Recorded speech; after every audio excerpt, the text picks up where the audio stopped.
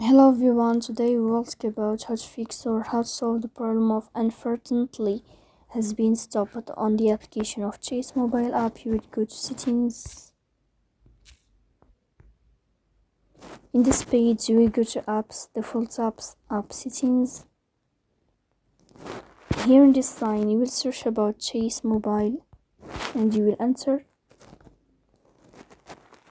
Then this page of app info you will click on first stop and you will click OK. Here you will enter to the window of storage. Then we click on clear cache, but pay attention, don't click clear data because that can delete your account.